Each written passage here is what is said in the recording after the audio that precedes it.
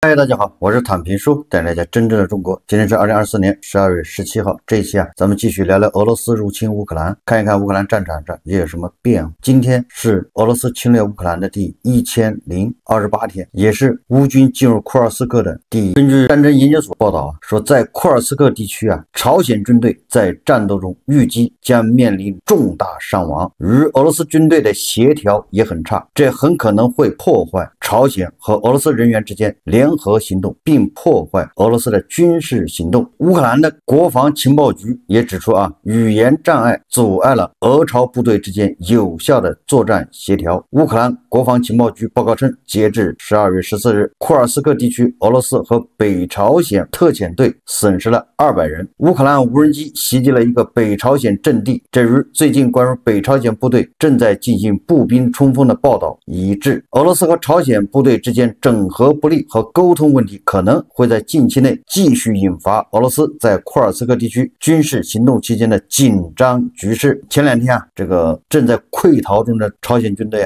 朝这个督战队，也就是车臣的阿赫迈特特种部队开枪，打死为卡德洛夫的好士兵抖音部队。12月15号乌军发布了一段据称是在库尔斯克地区丧生的俄军和朝鲜军队士兵的遗体的视频。这个视频大家恐怕也看过了网上非常多。这个凤凰卫视报道他说12月15日，乌克兰总统泽连斯基表示，俄罗斯军方已在库尔斯克州部署朝鲜士兵，参与步兵突击朝鲜士兵已遭受了明显的损失。乌克兰国防部长乌梅罗夫接受韩国国家广播公司采访的时候证实，乌克兰军队在库尔斯克州与朝鲜军队发生小规模冲突。这是罗宇光在前线报道在库尔斯克的前线的乌军向乌军方报告说，朝鲜士兵即实施人海战术，他们使用70年前战法，也就是二战时期的战法携带19世纪俄罗斯发明的莫辛甘纳步枪等武器，采用二战时3两人的匍匐队形，在没有装甲车和火炮的掩护下向乌军阵地发起进攻。他们不会使用无人机，还时不时好奇的仰望看着天上的乌军的无人机然后他们就被无人机炸死。有媒体报道北韩军队在库尔斯克的叫马拉诺尼亚村发动的死亡突击，共220多名北韩士兵从多个方向以伞兵线的方式越过布满地雷的开阔地，他们在大雪当中趟着雪冲过来，且一度夺取了多个战壕，就是乌军的战壕被他们占领。结果他们很快发现，这些战壕是乌克兰人故意给他们留下的。这群北韩兵还没有反应过来，战壕里的爆炸物就爆炸了，无人机也飞过来，不停地向他们投炸弹，大片的北韩士兵被炸死炸伤。根据这个乌克兰军事情报部门星期一，也就是12月16号的报道说12月14号和15号，朝鲜军队在俄属库尔斯克地区普列霍沃、沃罗日巴、马丁诺夫卡等村庄附近地区遭受重大损失，至少30名士兵死亡和受伤。这个朝鲜的士兵就这么人肉冲锋在没有装甲车坦克的掩护之下，就靠人海这么趟，这个伤亡惨重。虽然他们人命不值钱都是耗材，但是如果这么消耗的话，俄罗斯失败之际那也就是朝鲜出现政治变动的时机。届时朝鲜人民迎来大解放，终结世袭制度。这个司令官走了一步臭棋，把自己跟行将就木的马上就要沉的俄罗斯这艘破船牢牢的绑在一起。俄罗斯现在已经混成这样，国际上遭到孤立，海外节节败退，国内经济面临崩溃，武器弹药还要跟伊朗跟朝鲜去勾兑，这已经处于溃败的边缘。这个司令官居然还上杆子跟这样的政权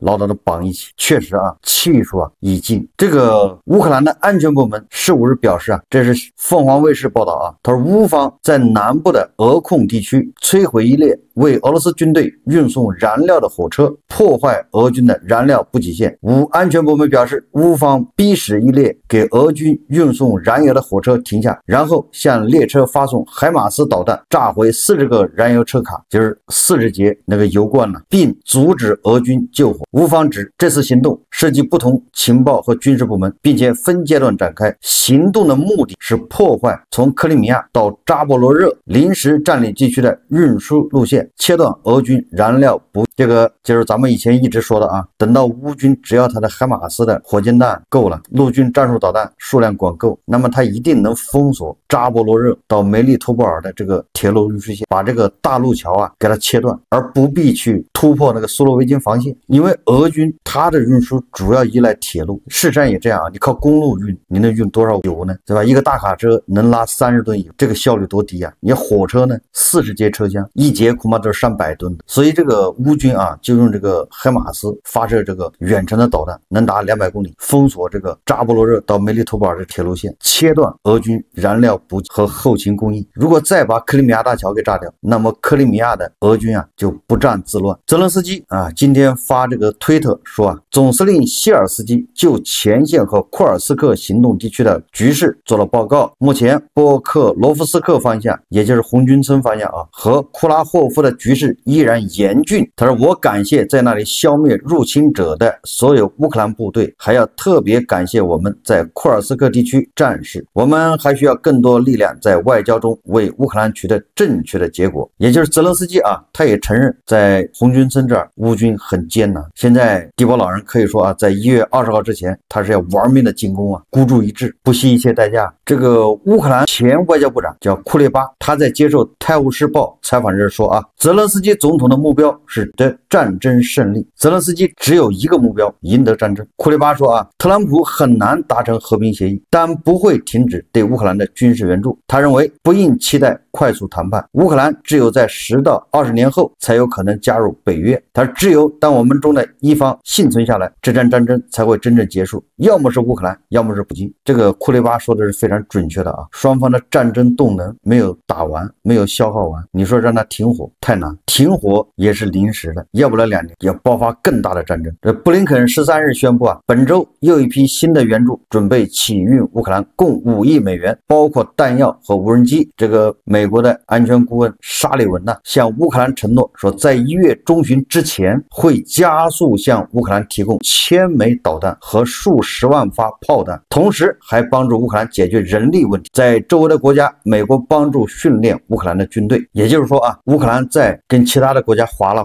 2025年武器和弹药以及经费是够的。这个挪威啊，那更厉害了啊！挪威将拨款2.42亿美元加强乌克兰舰队。乌克兰哪来的舰队啊？据该国首相乔纳斯·加尔斯托尔报道，27亿挪威克朗将用于协助乌克兰舰队在黑海遏制俄罗斯海军。他补充说啊，乌克兰现在需要保护其人口和基础设施，以及通过海上出口的谷物、其他产品免受俄罗斯黑海舰队的攻击。什么意思呢？也就是挪威啊，专门给2.42亿美元给乌克兰加强他那个叫无人艇部队啊，叫海洋宝贝。哎，就这个不是把黑海舰队给打垮了吗？你看挪威人继续给乌克兰武装，给他钱，加强他的无人机部队，要彻底打垮黑海舰队，这都是不友好国家。这本来这个黑海舰队已经躲起来了，躲了什么新罗西斯克港，你这2.4亿美元又得造多少海洋宝贝，对吧？更先进的无人机。这是莫斯科号巡洋舰在海底向这个黑海舰队啊发出召唤。这个俄罗斯总统新闻秘书佩斯科夫表示啊，乌克兰方面仍然拒绝与俄罗斯谈判。佩斯科夫对记者说啊，普京总统一再表示可以在伊斯坦布尔协议的基础上恢复谈判。大家知道，目前乌克兰方面仍然拒绝谈判。事实上，泽连斯基总统通过文件形式禁止自己进行谈判。乌克兰在立法层面禁止与俄罗斯谈判。这个俄罗斯人很有意思啊，就完全是颠三倒四啊，一群精神病。他居然埋怨泽连斯基拒绝谈判，他那个条件是乌东4个州都是俄罗斯的新领土，完了乌克兰还要去军事化，乌克兰还不能加入北约，你这不就是让乌克兰投降吗？那人乌克兰不投降，那不太正常了吗？这得喝多少糟酒啊！一个马上就要崩溃的国家，居然还要忽悠乌克兰投降出卖礼，他把乌克兰当作晚亲呐，人家还能上这个当？大家可以看一段视频啊。Дорогі українці, українки, сьогодні вже є попередні дані про те, що росіяни почали застосовувати в штурмах солдатів з Північної Кореї. Помітну кількість. Росіяни включають їх у зведені підрозділи та використовують в операціях у районах Курської області. Поки що тільки там. Але ми маємо інформацію про те, що можливе застосування і на інших ділянках фронту. Втрати серед цієї категорії вже теж помітні. Фактично Москва втягнула в цю війну ще одну державу. Причому втягнула максимально. Якщо це не ескалація, то що тоді ескалація? Про яку багато хто говорив. Саме Путін робить кроки, які розширюють та продовжують цю війну. Саме він відштовхує можливість миру. І він хоче, щоб і в Азії у світу додалось проблем. Саме для цього росіяни навчають Північну Корею сучасній війні. І, очевидно, Москва ігнорує заклики всіх країн, від Китаю та Бразилії до багатьох інших, щодо необхідності робити все для деескалації. Якщо немає жорсткої реакції світу, Росія робить війну гірше. Завжди так. Ми будемо захищатись, в тому числі проти цих північнокорейців. 在这个视频中啊，你看泽连斯基说普京无视中国的建议，大家自己啊细细的品味品味，这泽连斯基说的到底什么意思？总之啊，如果大家留意的话，你会发现俄罗斯和大国之间关系啊有微妙变化，对吧？泽连斯基这个说法至少说明他对大国的某些措施啊，他还是认可，所以他说俄罗斯啊无视大国的建议，这个非常有意思啊。这从中啊就可以看出这个大国的态度啊稍微有些转变，这个非常微妙。随着特朗普的上台啊，大国俄乌战争这个态度很有可能会有显著的一些变化。这毕竟大国是不可能为了俄罗斯啊而远美西方啊。俄罗斯外交部副部长加卢金表示啊，说泽连斯基拒绝接受匈牙利总理鄂尔班倡议的停火和交换战俘建议，表明基辅对和平不感兴趣，而俄罗斯也将通过持续实现特别行动的目标来对抗基辅政权。根据这个美国哥伦比亚广播公司啊乌克兰真理报的媒体报道啊，鄂尔班在社交平台发文称，匈牙利担任欧盟轮值主席国进入尾声，我们为和平做出最新努力，提议在圣诞节停火并进行大规模囚犯交换。他还称乌克兰总统泽连斯基明确拒绝并排除了这一提议。这个俄罗斯在乌克兰战场上节节胜利，他为什么急着停火呢？没有必要，只能说啊，俄罗斯在前线发动这种无谓的人海战术啊，这种人肉冲锋，损失巨大，难以为继啊。这个欧盟外交事务负责人卡拉斯表示，欧洲各国外长将于今日批准俄罗斯的第15套制裁方案。据他称，新方案将包括对俄罗斯影子舰队的限制、对朝鲜官员的制裁和对乌克兰战争有贡献的，就是对俄罗斯啊有贡献的大国公司的制裁。这个俄罗斯的影子舰队啊，就是那些在国际市场上买的那些二手的旧船，那些船很多都已经快报废了，但是俄罗斯人不怕，因为这个美西方欧盟的这个对俄罗斯的这个制裁啊，导致这个世界上几大石油这个运输巨头啊，他都不敢承接俄罗斯的这个石油运输，其实没有船队，没有运输公司能去帮俄罗斯运油，所以俄罗斯只好自己组建船队，所以他就买这种二手的油轮或者是货船，自己运，包邮到家，送货上门。那美国和欧盟对这些影子船队怎么制裁呢？这些影子船队他又不用买这个保险，他主要制裁这些港口，你不能给这些船加油停靠后勤补给，哪个港口接待他，允许他停靠，制裁那个港口，这个恐怕对俄罗斯打击是非常大的。根据这个俄罗斯媒体报道啊，说乌克兰新型地域巡航导弹进入量产阶段，过去3个月，制造商已生产了约100枚，该导弹的射程可达700公里。这一下俄罗斯麻烦了，这个乌克兰的目标是1个月生产100枚，叫地域巡航导弹，它的打击距离是700公里，也就是说啊，很轻松的就把莫斯科给覆盖了。这一下啊，俄罗斯再用导弹打击乌克兰的时候，就要掂量掂量。我们再看看这个叙利亚，俄罗斯在叙利亚的溃败啊，首先是叙利亚的前总统，也就是这个流亡的阿萨德巴沙尔，他发了一个声明，他这么说的啊，他说我离开祖国并非是像有些人声称的那样是有计划的，我离开祖国也不是在战斗的最后时刻，在12月8日凌晨之前，我一直都在大马士革，一直在履行职责，在恐怖组织力量渗透进大马士革后，在与俄罗斯盟友协商后，我前往拉塔基亚监督战斗行动。在同一天，也就是12月8号抵达赫梅米姆空军基地后，得悉我们的部队已完全撤出了所有战线，并失去了最后的阵地。阿萨德在声明中说由于无法离开赫梅米姆基地，莫斯科要求基地指挥部于12月8日晚上安排我立即撤离到俄罗斯。这是在大马士革沦陷，在军队崩溃，国家各部门陷入瘫痪后的第二天，阿萨德办公室在社交媒体上发表的声明中表示，在此期间寻求庇护或者辞职，我从未考虑过，其他人也没有提出过这样的建议。阿萨德指出在武装反对派夺取政权后，自己在叙利亚已经变得毫无。这个阿萨德声明说明什么呢？第一个，他想说的是，整个叙利亚变天以后，他才前往莫斯科的。他想说明，这个到莫斯科避难不是计划之中的。实际上，他想说明什么？我从阿萨德的这份声明中实际上是读出了阿萨德无奈之举。他上了俄罗斯人的当，上了普京的当，被普京骗到了莫斯科。你只能这么理解。他说他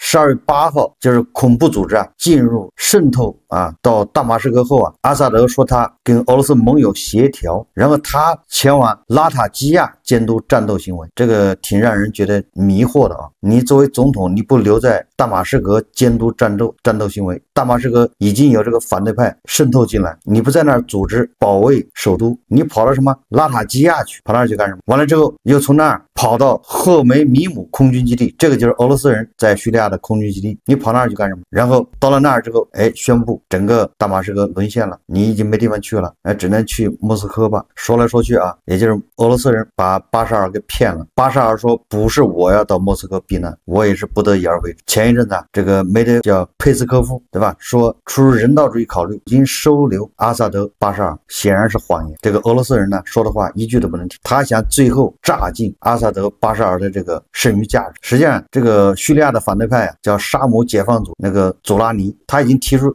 要俄罗斯把这个阿萨德、巴沙尔给送回来接受审判。同时这个根据新阿拉伯报的报道说，这个沙姆解放组织内部消息人士称俄罗斯将在1个月内从叙利亚撤出所有军队。这个荷兰也说如果叙利亚新政府关闭俄军在该国的基地，我们将全力支持，这将是我们建交的基本条件。也就是西方国家到时候跟叙利亚建交，前提是你们国家的俄罗斯基地这些俄罗斯人全部撤出，就关闭俄军的基地，这是建交的前提条件。而俄罗斯方面这个佩斯科夫一直说俄军在叙利亚的基地仍在谈判之中，他有什么能耐谈判？俄军都要撤出叙利亚了，无非在手中有筹码，就是阿萨德、巴沙尔。阿萨德、巴沙尔为什么这个时候跑出来发声明呢？他跑到社交媒体上发声明不就是发现自己原来上了普京的当，上了俄罗斯人的当，变成筹码，曾经的盟友现在变成筹码，对吧？这就是俄罗斯人干的事。我想恐怕不久的将来，这个巴沙尔一定会被俄罗斯要么就给他毒死，要么就是送回这个叙利亚。这个英国的经济学人封面文章说俄罗斯经济确定将在2025年崩溃。这个预测没有假设，没有如果，没有可能，而是很确定的说2025年俄罗斯经济将崩溃。所以我在以前我在上半年就说了，跟俄罗斯做生意的这些人，尤其是中国的这些老板，赶紧把钱收一收，不要再做了，把钱想办法搞，不要赚最后一个铜板，因为俄罗斯即将崩溃，别到时候竹篮打水一场空，鸡飞蛋打。经济学人杂志的最新预言让分析师们感到恐惧。1983年，这些英国人，也就是英国的经济学人杂志预言苏联解体，结果苏联就解体了6年之后解体。我们再看这个俄罗斯要崩溃的一个迹象，这个是澎湃新闻12月16号发表的一个报道，说俄国家杜马金融市场委员会主席说支持在俄全国推广食品券制度。这个澎湃新闻是这么报道的他说俄罗斯通胀压力居高不下。据新华社此前报道，为应对通胀，俄央行10月25日宣布将基准利率上调200个基点至 21%， 这也是俄央行今年第3次上调基准利率。俄罗斯公报12月16日报道称，多数俄经济专家在接受其采访时预测，俄央行将在20日的本年度最后一次会议上继续提高基准利率，或进一步升至23%。根据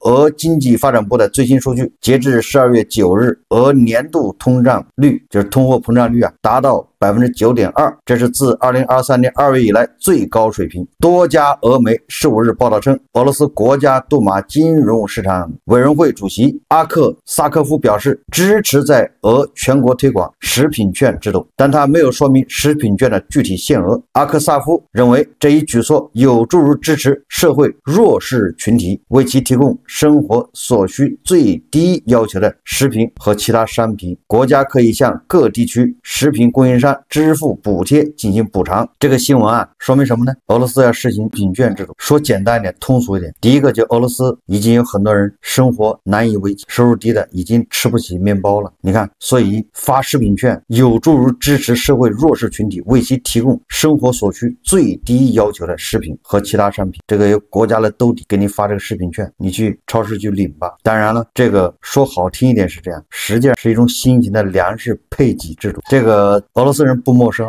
前苏联时期在整个苏联范围内都实行粮食配给制。如果对这个词陌生的话，不了解的，很多年纪大一点人知道粮票制度，还有布票，还有肉票，还有豆腐票、白菜票。这个为什么搞这些票呢？实际上就是供给不足，要靠计划，食物匮乏，所以给你们每个人定额。表面上是保证那些低收入的人有的吃，实际上它是恢复粮食配给制，粮食不够，面包不够。这个不是危言耸听俄罗斯境内马上买面包就要排长队。基准利率23%什么概念？那你贷款利率28%，你贷个100万卢布，一年要还128万卢，你干什么利润有这么高你想工业企业，所有的企业都恐怕要贷款，资金流转，那个成本得多高？它一高，生产成本是不是就上去？生产成本一上去，它价格是不是就上去？所以它的物价飞涨。这个俄罗斯国内也是暗流涌动一个突发消息就是俄罗斯前国防部长绍伊古担任了军事建筑公司监事会主席，他的权力被提前终止，而取代他的是谁呢？是俄罗斯国防部部长别洛乌索夫，任期5年。这个命令居然是由总理舒斯金签署的，该文件已发布在官方法律信息门户网站上。目前绍伊古